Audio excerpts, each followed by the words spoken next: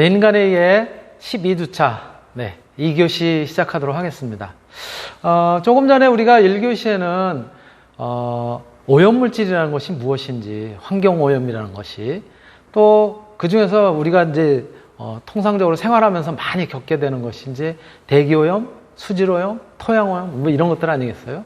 그래서 차례대로 환경정책 기본법에서 이야기하는 환경오염의 문제라든가 또 어떤 정의 이런 것들을 조금 이제 살펴봤고, 대기, 수질, 토양오염에 대한 그런 내용들을 영상과 더불어서 또 그런 이제 그 실제 사례들 이렇게 간단하게 좀 살펴봤습니다. 자, 이번 시간에 제일 먼저 살펴볼 내용은 이제 해양오염이에요. 해양오염은 이렇게 이제 우리가 보통 이야기를 하죠. 인간에 의해 물질이나 에너지가 직접 혹은 간접적으로 해양 환경에 유입이 돼서 그래서 그 결과로 생물 자원에 대한 손상이나 또는 어로 활동을 포함한 해양 활동을 저해를 하거나 또는 해수 이용의 수질을 갖다 이제 악화를 시키거나 또는 쾌적함 이런 것들을 갖다 이제 감소시키는 그런 이제 해로운 결과로 해로운 영향의 결과로 나타나는 이러한 것들을 갖다 우리가 이제 해양오염이라고 이야기를 하고, 왼쪽에 보시는 것처럼 것이 이제 여러분들이 뭐 잘 아시는 이제 원유 유출 사고라든가 이런 것들에 의해서 이제 바다가 오염된 그런 유형들이고요, 그렇죠? 기름으로. 그 다음에 이제 오른쪽이 이제 해양 폐기물들, 마구 뭐 어떤 이제 그 고기잡이를 하면서 뭐 버렸다라든가 또는 뭐 이제 어떤 그 양식업을 갖다 이제 하면서 그러면서 폐기물을 갖다 이제 그대로 버렸다라든가 뭐 등등의 것들이 다 이렇게 해저에 쌓이는 이런 것들이 이제 해양 오염들인 것이죠. 바로 이러한 이제 해양오염의 원인은 뭐냐면은 일단은 연안 개발, 그죠? 산업활동이나 여가활동. 우리가 이제 바다에서 뭐 보트를 타거나 또는 뭐 그 즐기는 그런 과정에서도 굉장히 많은 그런 이제 쓰레기들, 폐기물들 이런 것들이 이제 버려지잖아요. 그런 것들. 또 폐수의 배출에 의해서 여기 이제 점오염원, 비점오염원을 통해 가지고 배출된 폐수들이 결국은 바다로 최종적으로 흘러간단 말이에요. 그래서 오염되는 거. 또 해양 투기, 준설토나 하수 슬러지, 뭐 산업 폐기물 이런 거 바다에 갖다 이제 버린단 말이에요. 또 고용 플라스틱이나 뭐 이러한 이제 그 어구들이라든가 이런 것들을 갖다 이제 무작정 버리고 이런 것들에 의해서 뭐 어구, 플라스틱 용기, 포장 재료 이런 것들이죠. 또 물질 순환기의 조절, 댐을 갖다 이제 건설하는 과정 또는 지하수 개발하는 과정에서의 이제 오염 물질 발생. 또 육상의 산업 활동이 이제 잔류성 농약을 갖다 사용을 한다라든가 산림훼손, 또 뭐 어떤 이제 축산 폐수의 배출 뭐 이런 것들에 의해서 이제 유해 물질의 해상 운송, 또 석유나 기타 유해 물질들 이런 것들을 운송하는 과정에서 누출이 됐다라든가, 그렇죠? 또 선박 사고라든가, 그 다음에 비생물 해양 자원의 개발, 석유와 가스 개발 또는 이제 광물 자원, 해양 에너지 이런 걸 이제 그 개발하는 과정에서 이제 나오는 것들. 또 해양 생물 자원은 이제 개발해서 어업 활동, 인공 양식, 그다음에 기타 이제 자연재해, 또 사고 이런 것들 이제 엘니뇨, 해수면 상승, 유조선 사고 이런 굉장히 다양한 요소들이 결국은 해양 오염을 갖다 일으키게 되는 그런 요소들인 것이죠. 바로 여러분들이 잘 아시는 허베이 스피리트호라고 하는 우리 이제 그 서산 앞바다에서 이제 유조선이 이제 그 난파가 되면서 그러면서 이제 그 굉장히 많은 그 유류 누출 사고가 있었잖아요. 그쵸? 바로 그 영상 같이 한번 보시도록 하겠습니다. 얼마나 심각한지.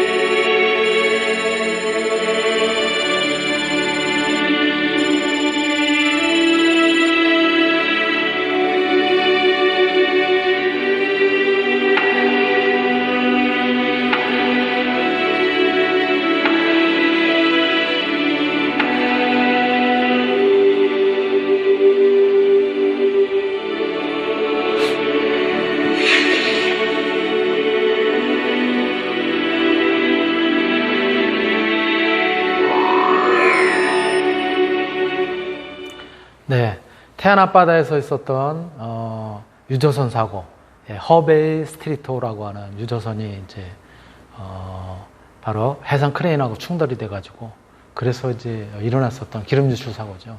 예, 굉장히 많은 사람들이 그 현재 어민들을 갖다 돕기 위해서 무려 100만 명 이상이 자원봉사를 갖다 하면서 그러면서 이제 그 바다를 갖다 회복시켰던 세계적으로도 굉장히 그 많이 알려졌었던 그런 이제 해양 오염 사건이었어요. 이렇게 굉장히 심각합니다. 예, 이렇게 조그만 그런 이제 문제들이 굉장히 확대되고 그런 이제 피해를 갖다 이제 주는 그런 이제 대표적인 그런 이제 오염 사고였었죠. 또 이것뿐이 아니죠. 사실은 굉장히 오래되긴 했어요. 이게 벌써 13년 전이니까 여러분들 아마 진짜 어릴 때 얘기이지만은 또 그 이후에도 뉴스라든가 이런 것들 통해서 이제 봤었을 텐데요. 이런 것과 비슷한 것이 여러분들이 잘 아시는 이제 후쿠시마에서 일어났었던 방사능 오염 사고죠. 방사능 오염이라는 것은 바로 의도하지 않거나 바람직하지 않게 방사성 물질이 인체를 포함한 고체 또는 액체, 기체의 내부나 표면에 축적이 되거나 또는 존재하는 이런 것들을 방사능 오염이라고 하고 바로 이것도 방사능과 관련된 원자력과 관련된 그런 사고로 이제 나타내게 되는 것이죠. 그렇죠? 일본의 후쿠시마 이제 원전 사고, 그렇죠? 이게 이제 소위 이야기하는 쓰나미에 의해서 그렇죠? 바다 지진이라고 하는 현상이 일어나면서 쓰나미들이 즉 해일이 발생을 하면서 원전을 갖다 이제 덮쳐서 일어난 사고예요. 이제 그 원전에서 누출이 되는 방사능 오염에 의해서 이러한 이제 해괴한 기형적인 이제 어류까지 이제 잡히기도 하고 그랬었던 이제 내용이고요.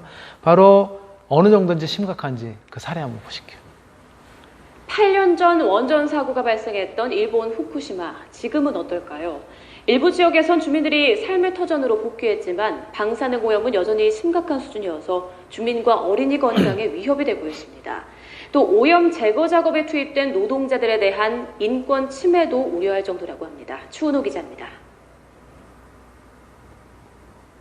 국제환경단체 그린피스의 전문가팀이 지난해 10월 후쿠시마 현지에서 방사성 물질 오염 정도를 조사했습니다. 출입이 금지된 피난구역뿐 아니라 피난 지시가 해제돼 주민들이 복귀한 지역이 대상이었습니다.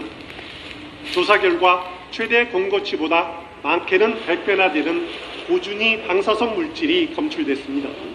We've just taken readings along this road where at 1 meter it's at least 10 microsieverts per hour. At 10 centimeters the levels are 20 microsieverts an hour. That's 80 times above the government target level. 일반적인 원전 발전 시설이라면 응급 상황으로 분류될 정도로 심각한 수준입니다. 그린피스는 어린이와 주민의 건강을 위협하는 이런 오염 상태가 22세기까지 이어질 것 같다고 경고했습니다. 오염 제거 작업에 투입된 노동자들의 열악한 환경도 지적됐습니다.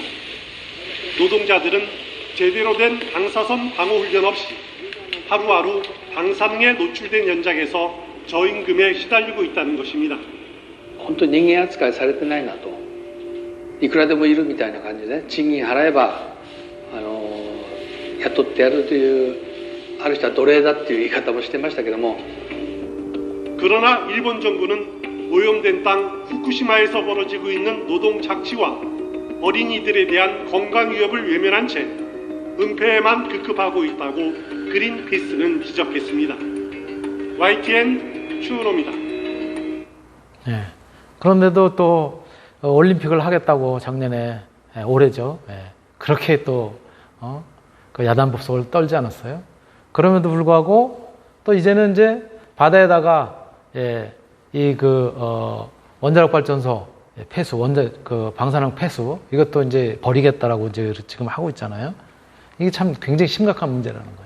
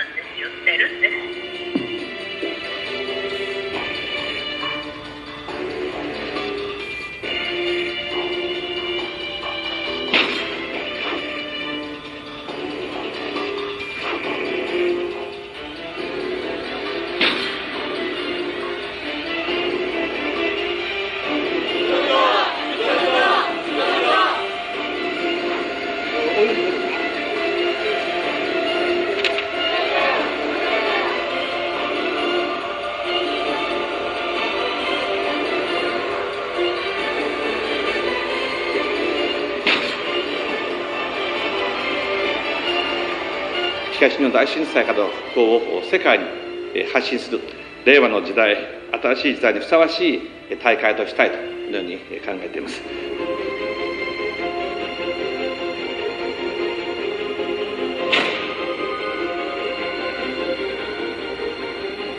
국제기구 그리고 피해가 우려되는 태평양 연안 국가들도 협력하여 후쿠시마 원전 오염수 방출 문제에 적극 대응해 나가고자 합니다.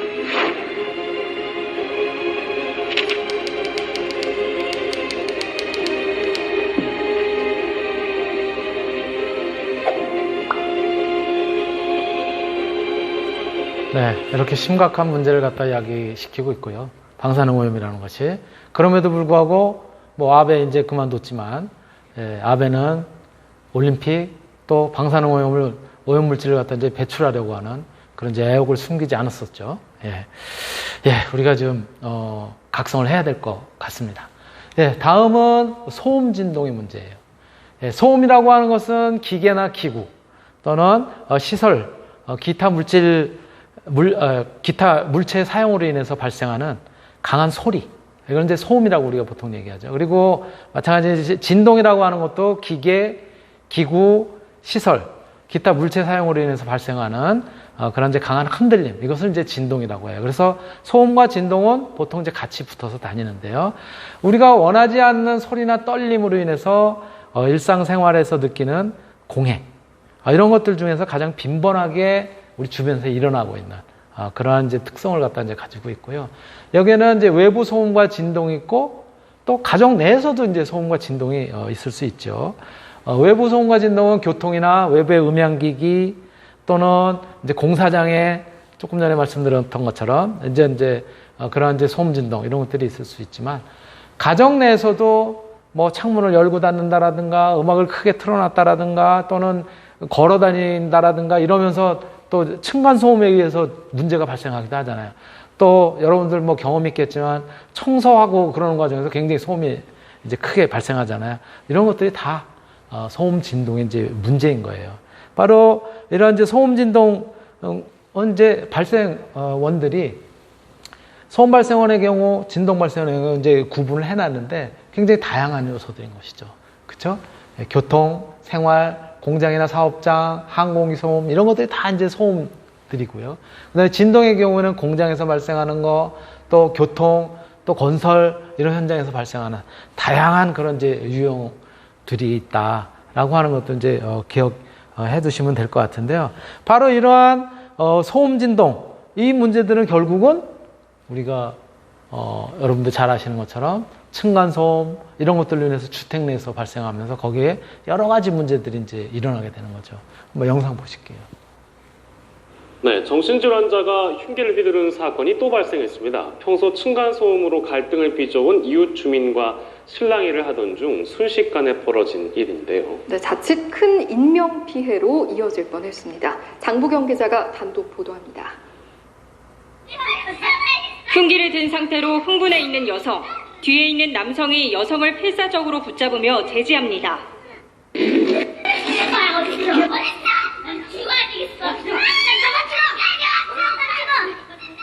사건이 발생한 건 지난 14일 서울 평창동의 한 빌라에서였습니다.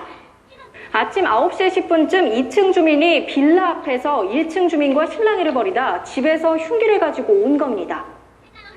다행히 큰 인명피해는 없었지만 경찰이 출동한 뒤에도 소동이 이어졌습니다. 갈등의 발단은 층간소음이었습니다.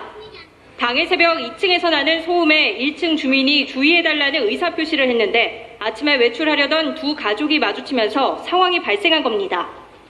난동을 부린 여성은 경찰에게 평소 1층 주민이 자신의 부모에게 막대하는 것 같아 흉기를 들고 나왔다고 주장했습니다.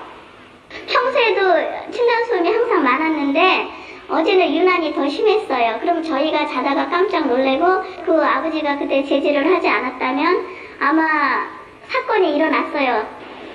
경찰은 난동 여성을 흉기 소지와 특수 협박 등의 혐의로 입건했습니다. 다만 가족 진술과 당시 상황 등으로 보아 정신질환과 관련된 게 맞다고 판단해 가족 동의하에 장기 입원 치료를 받기로 하고 우선 신병을 인계했다고 밝혔습니다. 연합뉴스TV 장보경입니다. 이렇게 층간소음이 결국은 심한 경우는 이제 그 살인사건까지 있었던 그런 이제 예도 있고요.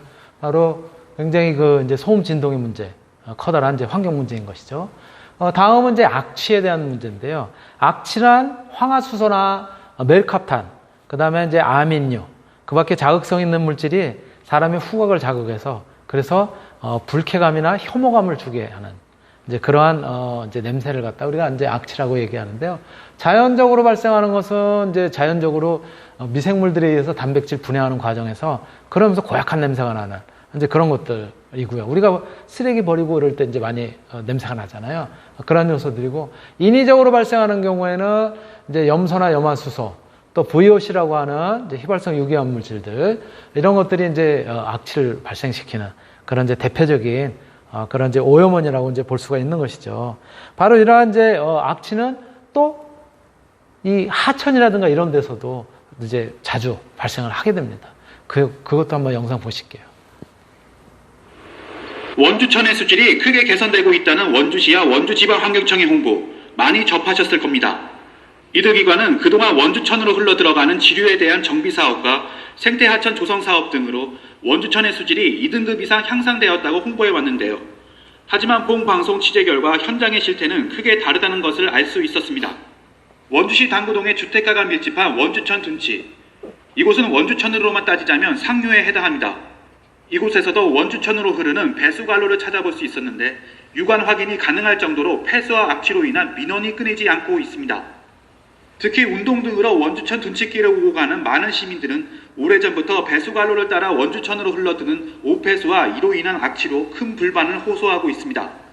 지금 가급수 이제 이 자전거를 타고 오고 가면 냄새가 많이 나긴 나. 그래서 이제 저기를 안 지나가고 이쪽 건너 일로 지나가더라고. 우리도 일로 지나가 글로 많이 그 냄새 때문에. 원주시는 수년 전부터 원주천으로 흐르는 우수관로와 오폐수관로를 분리했기 때문에 원주천의 수질이 크게 향상됐다고 홍보해 오고 있습니다. 원주천은 안 나갑니다. 평상시에는 우수라든가 저희들 그 불명수, 지하수 이런 게 이제 원주천으로 나가게 하고요. 오수는 하도 처리장에 들어오죠. 하지만 상류 지역에 해당하는 이곳 당구동의 경우는 아직 우수관로와 오폐수관로가 분리되지 않아 생활하수가 원주천으로 그대로 흘러들고 있습니다. 오래전부터 원주시는 원주천으로 유입되는 우수와 생활 오폐수를 분리해 수질 향상에 힘쓰고 있다고 홍보했지만 정작 원주천 상류에 해당하는 당구동 일원의 배수관로는 분리되지 않아 원주천 수질을 악화시키는 주범이 되고 있습니다. 원주시와 환경당국은 특히 원주천을 중심으로 생태 복원을 위한 어도를 설치하고 수생식물을 심는 등 노력을 기울이고 있지만 지금과 같이 생활하수가 그대로 원주천으로 유입되는 현실에서는 실효를 거두기 어려워 보입니다. SBC 뉴스 전현주입니다.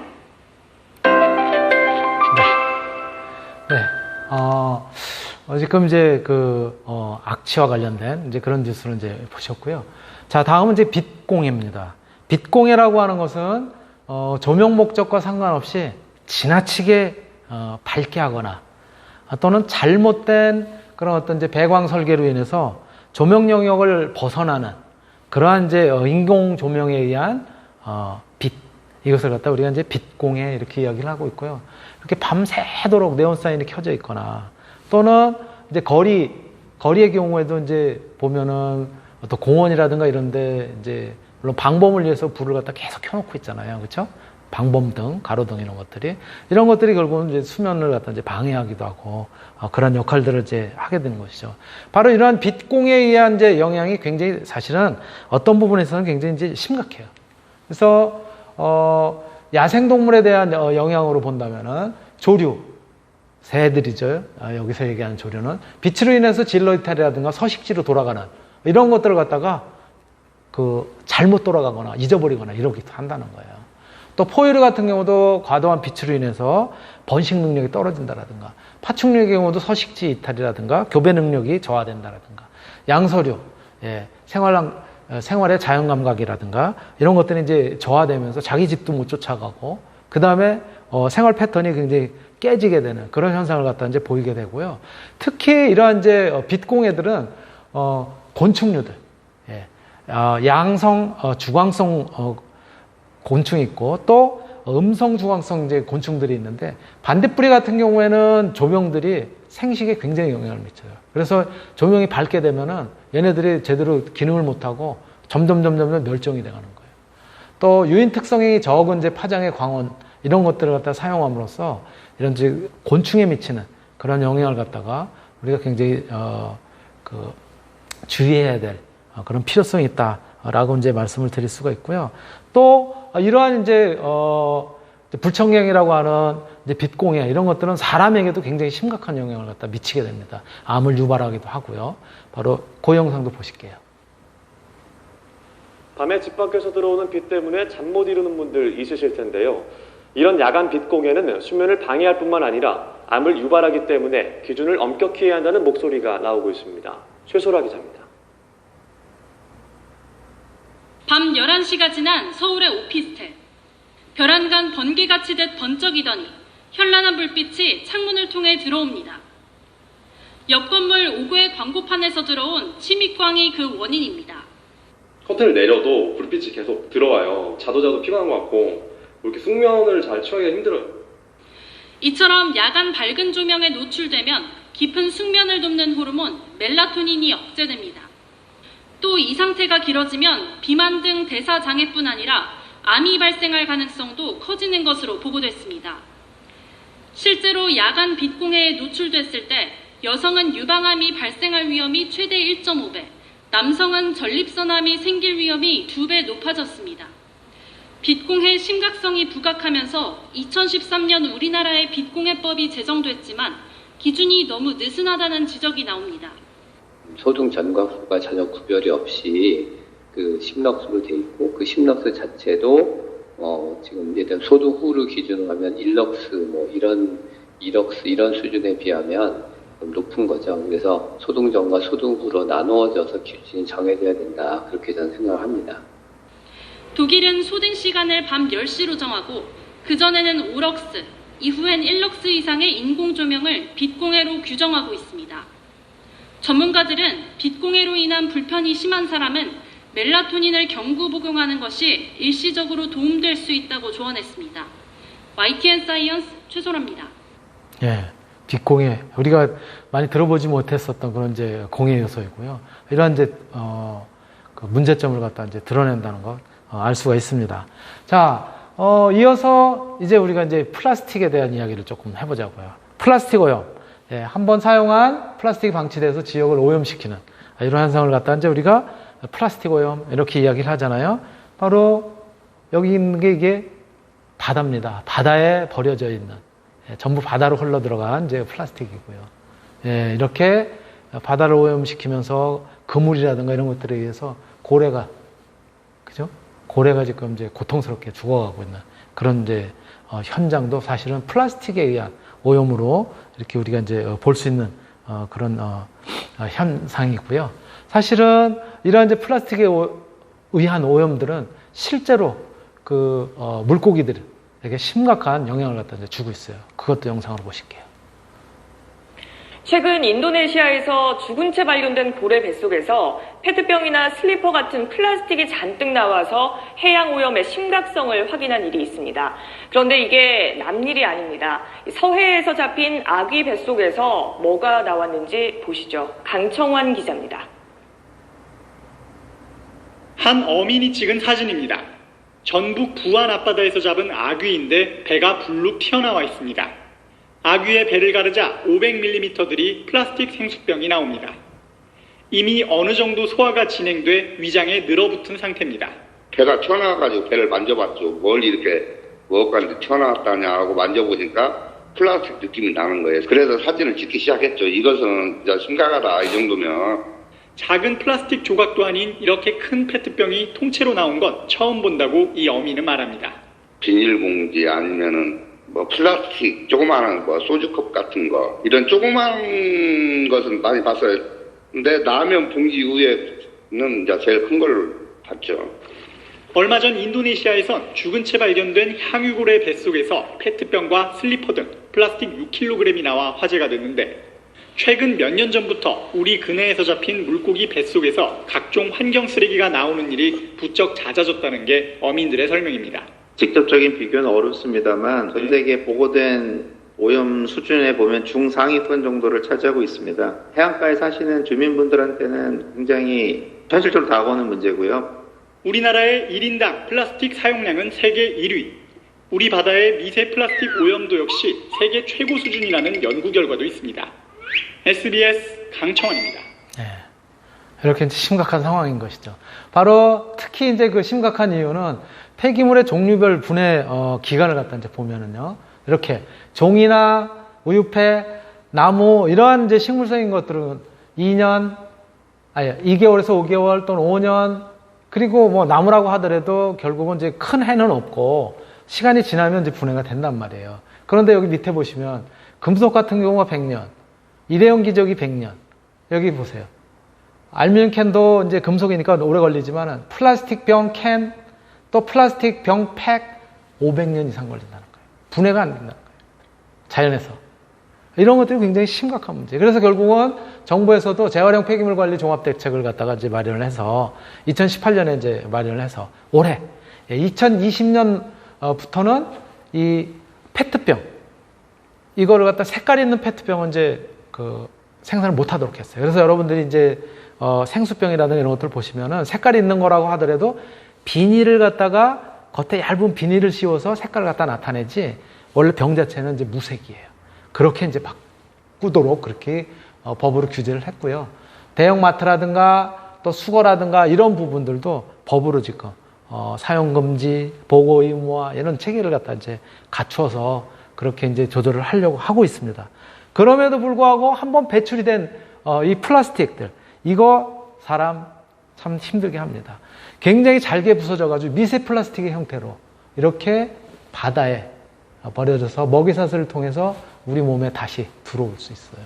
해양동물의 몸속에 여러 가지 이제 물리적 부작용도 일으킬 뿐만 아니라 우리 몸속으로 다시 들어올 수 있다는 거. 그래서 식탁에 흔히 오르는 해산물과 생태계 유지에 필수적인 동물 이런 것들이 우리가 이제 먹고 그러다 보니까 사람 몸에까지 이제 들어온다는 거예요. 결국은 먹이사슬을 통해서 위 단계로 이동해 가지고 우리한테까지 온다는 거. 또 수백 년 동안 썩지 않고 바닷속에 그대로 남아있을 가능성이 크다는 거예요. 그리고 한번 바다에 흘러 들어가면 제거하기가 굉장히 어려운 거죠. 워낙 뭐 바다가 넓으니까.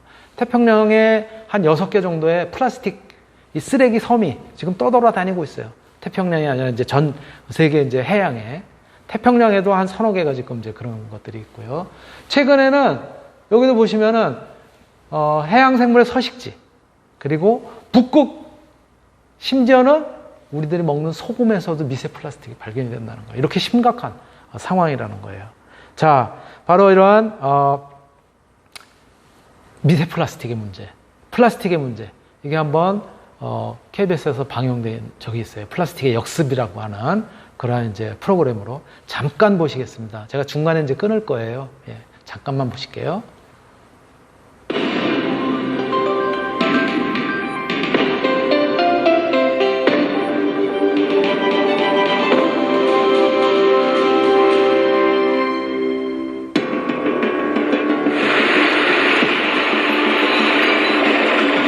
(1초마다) 2만 개가 소비되는 플라스틱 병.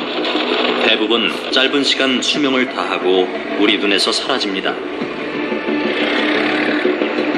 그 가운데 물을 따라 바다로 흘러온 녀석들이 있습니다. 멀고 먼 여행 끝에 도착한 북태평양 쓰레기지대. 이미 도착한 녀석들과 함께 점점 부서집니다. 그런데 문제가 생겼습니다. 이 녀석들을 먹고 죽어가는 동물들이 생겨난 겁니다. 우리 곁을 떠나 그동안 잊고 있었던 플라스틱. 그 플라스틱이 잘게 깨진 모습으로 나타났습니다.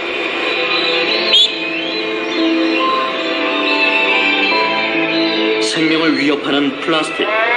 지금 플라스틱의 역습이 시작됐습니다.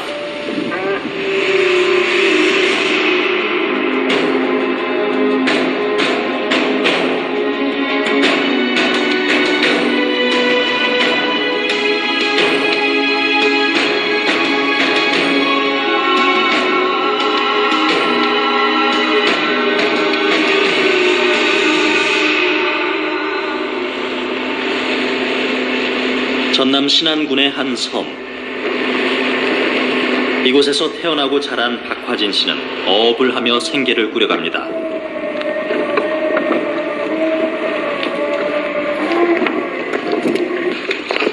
한때는 물고기가 많이 잡혀 자녀들을 대학까지 가르칠 수 있었다던 박화진 씨. 지금은 예전만큼 물고기가 잡히지 않는다고 합니다.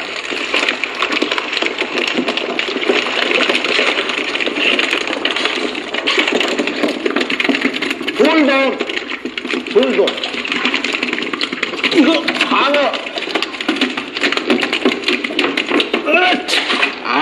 아기요? 책도 못해요.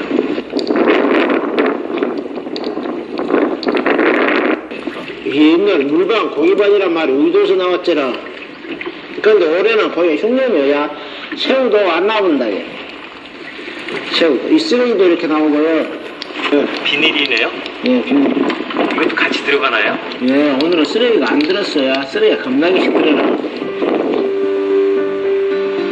정작 박화진 씨가 걱정하는 쓰레기는 따로 있습니다. 바로 해안가를 길게 덮고 있는 쓰레기 때문입니다.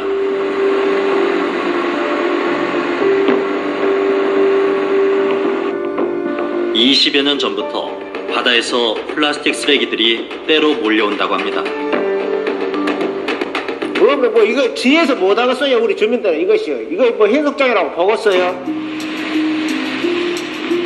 쓰레기는 종류가 다양합니다. 드럼통에서 폐냉장고 그리고 채 뜯지도 않은 음식물까지 발견됩니다. 예, 오늘 요 정도까지만 보겠습니다. 구글 클래스룸에 수업 자료 올려놨고 거기에 주소도 있고 하니까는 꼭 보시도록 당부를 드리고요. 자, 오늘 여러분들하고 같이 공부했었던 인간과 환경의 이해 관련해서 과제 제가 하나 드립니다. 예. 근본 강의와 관련해서 우리 주변에서 발생하는 다양한 환경 문제 중에서 여러분들 본인이 관심을 가지고 있는 사항에 대해서 여러분들이 모 방송국의 기자라고 설정을 하고 그리고 시청자에게 경각심을 주기 위해서 그래서 기사를 갖다 이제 하나 작성을 하는 거예요. 이제 뭐 기자가 이제 우리 그 리포팅 하잖아요. 예. 그렇게 작성을 해서 현장 보도 형식으로 여러분들이 뭐 예를 들어 수질오염이 굉장히 심각해서 이거 진짜 우리 신경 써야 되겠다. 그러면 그 현장에서 스마트폰으로 찍으시면 됩니다. 예. 그래서 뭐 지금 여러분께서는 뭐 어디 현장에 나와 있는데 이렇게 보시는 바와 같이 뭐 굉장히 오염이 되어 있다라든가 이 오염 물질들은 뭐 결국은 뭐 우리 그 다시 우리가 뭐 물을 갖다가 이제 수도를 갖다 통해 가지고 우리 몸속으로 들어와 가지고 영향을 미친다라든가 뭐 앞으로 뭐 어떻게 해야 되겠다. 뭐 또는 뭐 대기 오염 현장 또는 뭐 토양 오염, 플라스틱 우리 뭐 가정 내에서도 할 수가 있죠. 가정뿐만이 아니라 여러분들 아파트 단지에 그 폐기물들 이제 그 재활용 폐기물들 이제 버리는데 막 엉망으로 버린단 말이에요, 사실. 그런 문제라든가 뭐가 돼도 좋습니다. 1분 내외. 예, 너무 길게 뭐 여러분들이 하려면 굉장히 힘들 거예요. 그래서 1분 내외 정도로 1분 정도 수준으로 그렇게 현장 보도 형식으로 동영상을 촬영을 해서 그래서 만들어서 그 파일로 제출을 하시면 될 것 같습니다. 자, 오늘 제가 준비한 내용은 여기까지고요. 예, 오늘 또 과제도 주어졌으니까 하여튼 이 정도로 해서 오늘 강의 마치도록 하겠습니다. 네.